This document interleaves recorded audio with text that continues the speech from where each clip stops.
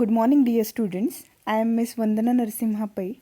From today onwards, I will be conducting online lectures on the subject Human Resource Management, which is meant for the third semester of BCom second Bank Management class. Before actually starting the units of subject Human Resource Management, let's have an overview of the syllabus drafted for the said subject. The syllabus of Human Resource Management comprises of 4 units, namely Unit number 1, Introduction to Human Resource Management, Unit number 2, Human Resource Acquisition and Training, Unit number 3, Human Resource Remuneration and Performance Appraisal, Unit number 4, International Human Resource Management. So, these 4 units in total is your syllabus Human Resource Management. The unit number 1, which is titled as Introduction to Human Resource Management. Let's see what are the contents into this unit, means what we will be studying into this unit. First one is meaning of human resource management, means what this human resource management term is all about. We will be studying here. Then objectives. Yes, the objectives of human resource management, means why we are studying human resource management or why human resource management is to be studied. The objective behind this we will be studying here. Functions of human resource management, means what human resource management is supposed to do. Then importance of human resource management, means why studying human resource management is important in this 21st century. We will be studying this. Then the recent trends in human resource management, means the emerging and upcoming trends or the upcoming issues which are related to human resource management. Here we will be studying it. So whenever we take a look at this unit number 1, here we will be introducing the term human resource management, or we will be introducing the subject itself, human resource management. Next, the unit number 2 is entitled as Human Resource Acquisition and Training. If we take a careful look at the contents of this unit, it is related to acquisition, that is right from hiring the human resources which you need to run your organization, till their training, till making them perfect. All those things, they are included in the contents of unit number 2. Let's see what are the contents. First one is human resource planning. In this human resource planning, what we will be studying?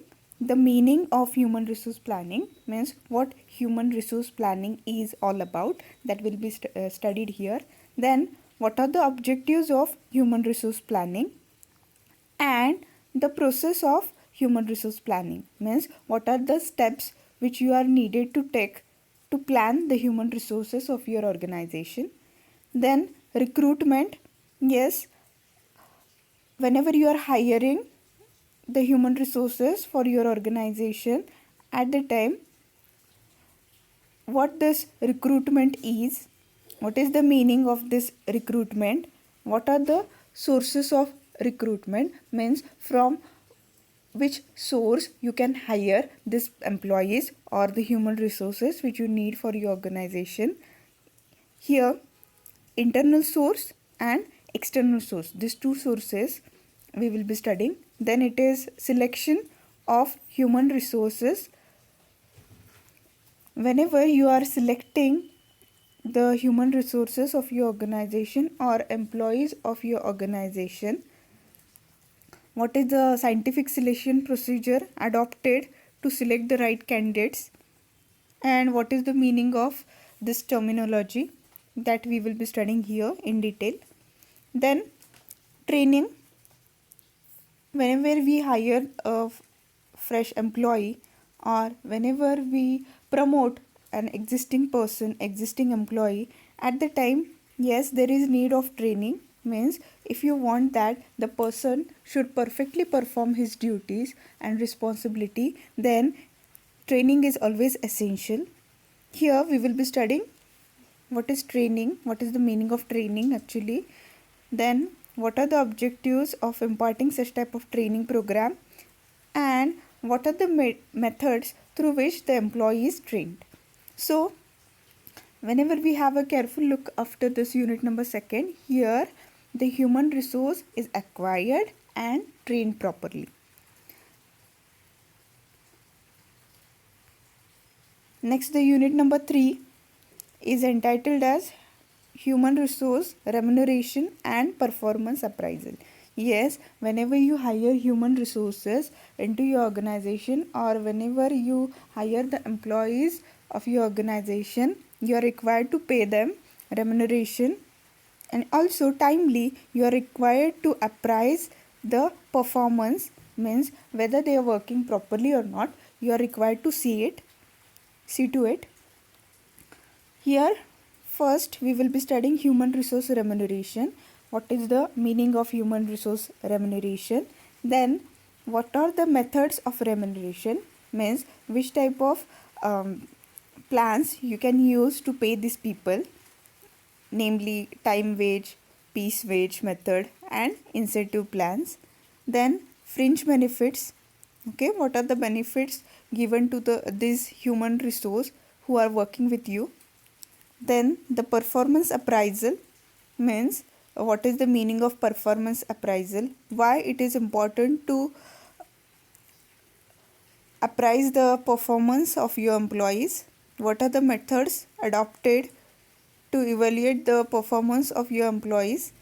Okay, there are certain traditional methods which are used to appraise the performance, as well as there are certain modern methods which are used.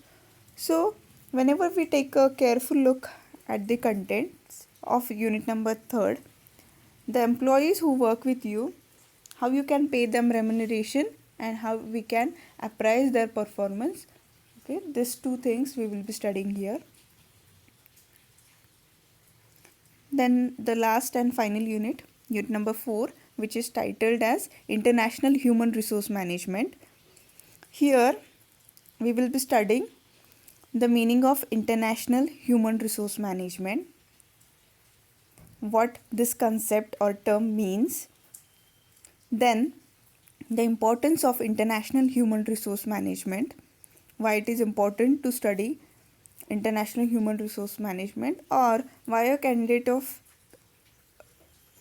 a student of commerce he should be studying this international human resource management, its importance we will be studying here.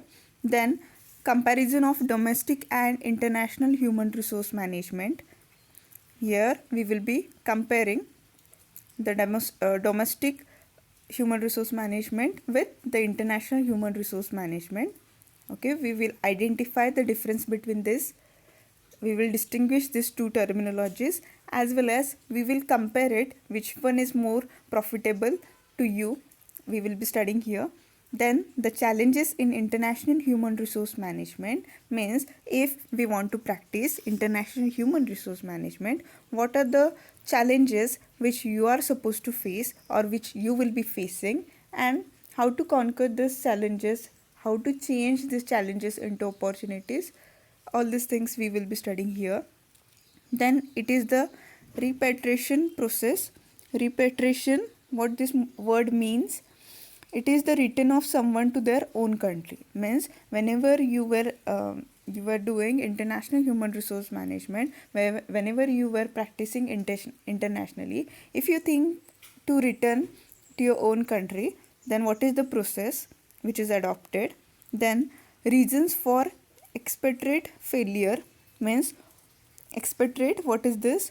A person who lives outside his native country is called as expatriate, means why this person or what are the reasons whenever a person practices international human resource management, what are the reasons through which his practice may go fail.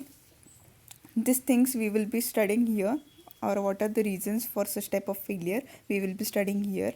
So whenever we take a careful look at this unit number 4, we will be studying the international human resource management, its importance, challenges, and the procedure which is adopted to successfully practice international human resource management. So in this lecture we have studied the overview of syllabus, means what are the contents which you will be studying in this semester 3 under the subject human resource management. Thank you.